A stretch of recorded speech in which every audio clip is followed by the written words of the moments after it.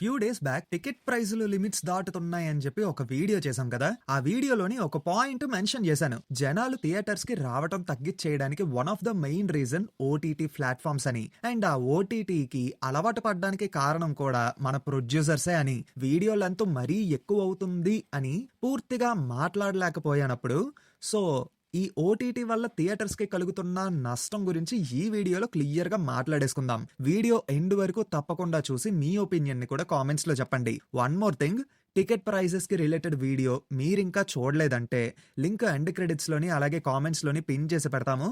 ఆ వీడియో కూడా మిస్ అవ్వకుండా చూసేయండి. చాలా ఇంపార్టెంట్ అండ్ సీరియస్ టాపిక్ ఇది. ఇప్పుడైతే మన ఓటీటీ గురించి మాట్లాడేసుకుందాం. వాయిస్ అలర్ట్ మావా, ఇంకా మొదలు పెడదామా?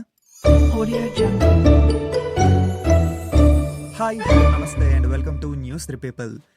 మనం ప్రీవియస్ వీడియోలో మాట్లాడుకున్నట్టు ticket prices and hikes limits దాటడం వల్ల జనం థియేటర్స్ కి రావడం తగ్గించేశారు. ఈవెన్ బిగ్ స్టార్స్ యొక్క మూవీస్ కూడా ఈ విషయంలోని ఎఫెక్ట్ అవుతున్నాయి. పెద్ద పెద్ద స్టార్స్ యొక్క మూవీసే ఈ రేంజ్ లో ఎఫెక్ట్ అవుతున్నాయి అంటే మీడియం అండ్ లో బడ్జెట్ మూవీస్ గురించి ఆలోచించండి. కొన్ని లో బడ్జెట్ మూవీస్ విపరీతమైన మార్కెటింగ్ చేసుకున్నా సరే జనాలు థియేటర్స్ కి రావడానికి ఆలోచిస్తున్నారు. ఈవెన్ ఆ సినిమాకి పాజిటివ్ టాక్ వచ్చినా, లో బడ్జెట్ లో మంచి సినిమాలు వస్తున్నా అందులో కొన్ని మాత్రమే బాక్స్ ఆఫీస్ దగ్గర హిట్స్ అవుతున్నాయి. మిగిలినవి ఓటీటీకే పరిమితం అవుతున్నాయి.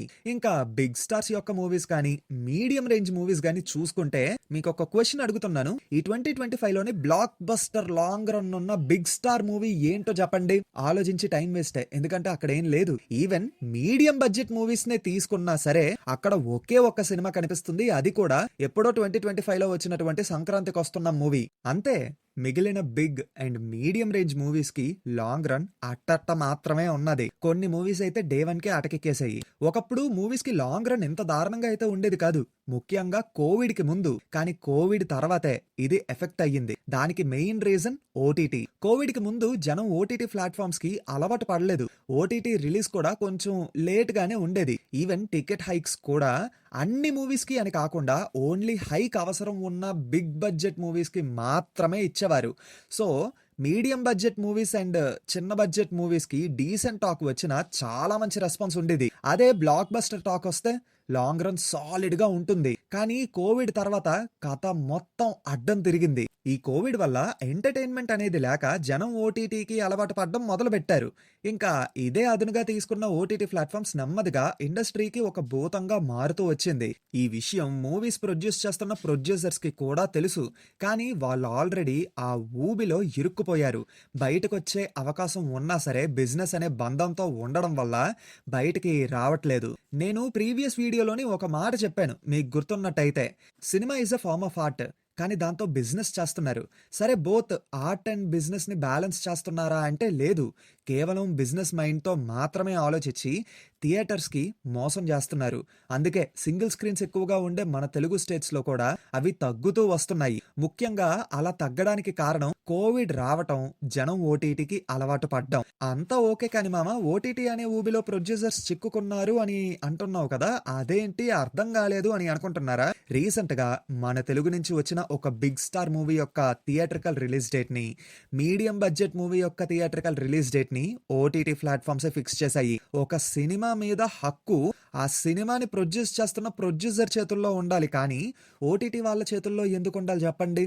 ఈవెన్ రిలీజ్ కి రెడీగా ఉన్న కొన్ని మూవీస్ యొక్క రిలీజ్ డేట్స్ కూడా ఓటీటీ వాళ్ళే ఫిక్స్ చేశారు. అంటే ఇప్పుడు వాళ్ళు చెప్పే డేట్ కి మూవీ గానీ థియేట్రికల్ గా రిలీజ్ అయ్యింది అనుకోండి, ఆ మూవీతో ఒక 4 వీక్స్ డీల్ చేసుకుంటారు. అంటే 4 వీక్స్ తర్వాత ఓటీటీలో స్ట్రీమ్ అయ్యేలాగా. సో ఓటీటీ వాళ్ళు వాళ్ళకి నచ్చిన డేట్ కి ఆ మూవీ స్ట్రీమ్ అయ్యేలాగా ఒక మూవీ యొక్క థియేట్రికల్ రిలీజ్ డేట్ ని ఫిక్స్ చేస్తున్నారు. దీనివల్ల ఓటీటీ ప్లాట్ఫామ్స్ కి లాభం ఉంటుంది.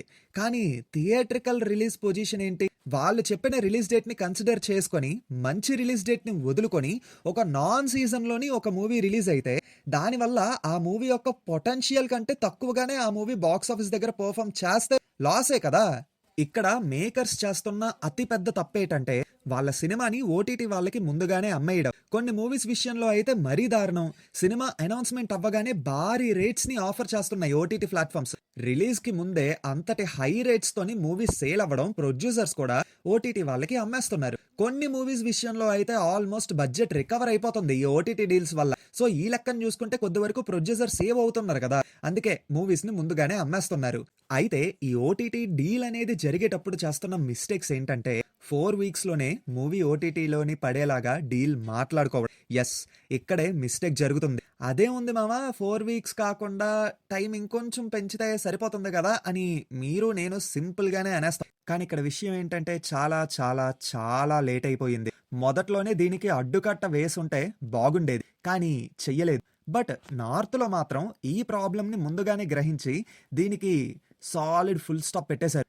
ఎలా అంటే అదే 8 వీక్స్ డీల్. మన తెలుగు స్టేట్స్‌లో మల్టీప్లెక్స్‌లు తక్కువే కానీ నార్త్‌లో మాత్రం మల్టీప్లెక్స్‌లదే హవా. సింగిల్ స్క్రీన్స్ ఎక్కడో ఒకటి అన్నట్టుగా ఉంటాయి. సో కోవిడ్ తర్వాత ఎప్పటికైనా థియేట్రికల్‌గా లాస్ ఉంటుంది ఈ ఓటీటీ వల్ల అని ముందుగానే గ్రహించి మన థియేట్రికల్ రెవెన్యూకి పెద్ద హోల్ పడుద్ది అని ఆలోచించి నార్త్‌లో మల్టీప్లెక్స్ చైన్స్ అన్ని మాట్లాడుకొని ఒక స్ట్రాంగ్ నోటీస్, లిటరల్లీ ఒక టైప్ ఆఫ్ వార్నింగ్‌నే ఇచ్చాయి.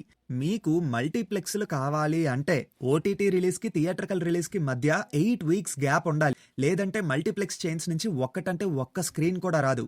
అది బాలీవుడ్ పెద్ద స్టార్ సినిమా అయినా, అప్పుడే పుట్టుకొచ్చిన చిన్న స్టార్ సినిమా అయినా, డబ్బింగ్ సినిమా అయినా, డైరెక్ట్ రిలీజ్ అయినా ఎవ్వరికైనా ఇదే రూల్ దాటితే నో స్క్రీన్స్ అంతే అని చెప్పేశాయి. అందుకే హిందీ మూవీస్ ఓటీటీలోకి రావడానికి మినిమం 2 మంత్స్ అయితే టైం తీసుకుంటాయి. ఈవెన్ హిందీలో రిలీజ్ అవుతున్న మన సౌత్ ఇండియన్ మూవీస్ కూడా ఇదే పని చేస్తున్నాయి. ఫర్ ఎగ్జాంపుల్ ఆర్ఆర్ఆర్, కల్కి 2898 AD, Pushpa 2 the rule, KGF chapter 2, Kantara, Hanuman ఇవన్నీ ఇలానే 2 మంత్స్ దాటాకే ఓటీటీలోకి ఎంటర్ అయ్యాయి.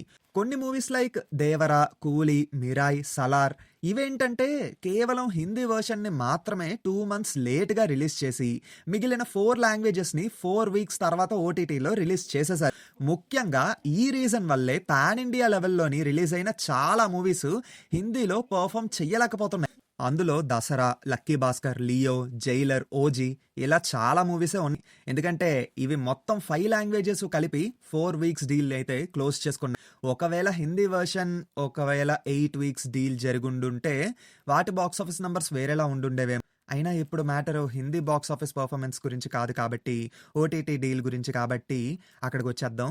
అయితే హిందీలోని డే 1 వెరీ లో బజ్తో వచ్చి మంచి టాక్ రావడం వల్ల లాంగ్ రన్లో సాలిడ్ పర్ఫార్మెన్స్ ఇచ్చినటువంటి మూవీస్ కూడా చాలానే ఉన్నాయి. ఎందుకు? ఓటీటీ రిలీజ్ అనేది చాలా దూరంగా ఉండడం వల్ల ఆ సినిమాలకి లాంగ్ రన్ అనేది దక్కింది. సో జనం థియేటర్స్కి రావడానికి కూడా ఇంట్రెస్ట్ చూపిస్తారు. ఇప్పుడు ఏముంది మామ, ఎప్పుడైనా అలా చెయ్యొచ్చు కదా, మార్పు తీసుకొని రావచ్చు కదా అంటే తీసుకొని రావచ్చు. ఒక్కసారిగా TFI producers, distributors, exhibitors stand తీసుకుంటే మార్పు అనేది తీసుకొని రావచ్చు. బట్ ఇక్కడ ప్రాబ్లం ఏంటంటే ఓటీటీ ఆఫర్స్కి అలవాటు పడిపోయారు. బిజినెస్గా ట్రీట్ చేస్తూ వాళ్ళ సినిమా యొక్క థియేట్రికల్ రన్ని వాళ్ళే చంపేసుకుంటున్నారు. నిజానికి ప్రీవియస్గా ఇలానే స్టాండ్ తీసుకొని థియేట్రికల్ రిలీజ్కి, ఓటీటీ రిలీజ్కి మధ్య మినిమం 6 వీక్స్ గ్యాప్ ఉండాలి అని చెప్పి మాట్లాడుకున్నారు. కానీ మాట్లాడుకున్నారు అంతే, మార్పు అయితే లేదు. సినిమా రిలీజ్ అయిన 28 డేస్కే చాలా మూవీస్ ఓటీటీలోకి వచ్చేస్తున్నాయి ఇప్పటికీ కూడా. ఇంకా మరొక సమస్య, ఓటీటీ వాళ్ళు రిలీజ్ డేట్ని డిసైడ్ చెయ్య. నేను ప్రీవియస్గా మెన్షన్ చేశాను కదా, ఓటీటీ వాళ్ళు స్ట్రీమింగ్ టైంని చూసుకుంటున్నారు, ఆ టైంకి రిలీజ్ అయ్యేలా ప్లాన్ చేసుకుంటున్నారు అని. కేవలం అది మాత్రమే కాదు, ప్రొడ్యూసర్స్ ఏంటంటే మూవీ అనౌన్స్ అయినప్పుడు ఒక రిలీజ్ డేట్ అనేది చెప్తున్నారు. కానీ తర్వాత ఆ డేట్కి కాకుండా మల్టిపుల్ టైమ్స్ పోస్ట్పోన్ చేస్తూ వస్తున్నారు. దానివల్ల ఏంటంటే ఓటీటీ వాళ్ళు కూడా ఒక స్ట్రీమింగ్ డేట్ ఫిక్స్ అవుతారు కదా, అది డిస్టర్బ్ అవుతుంది. అది డిస్టర్బ్ అవ్వడం వల్ల ఓటీటీ వాళ్ళు ఇస్తానన్న రేట్ని తగ్గించేస్తామని మాట్లాడడం మొదలు పెడతారు. దీనివల్ల ఎఫెక్ట్ అయ్యేది ప్రొడ్యూసరే కదా. అప్పుడు రేటు తగ్గకుండా ఉండాలని చెప్పి మేము చెప్పిన టైంకి మీరు సినిమాని రిలీజ్ చేయండి అని ఓటీటీ వాళ్ళు డేట్ని ఫిక్స్ చేస్తున్నారు. ఇన్ని రోజుల తర్వాత ఓటీటీలోకి వచ్చేయాలి అని చెప్పి కండిషన్ కూడా పెడుతున్నారు. ఈ దెబ్బతో ఓటీటీ వాడు చెప్పిందే రేటు, ఓటీటీ వాడు చెప్పిందే డేటే అవుతుంది.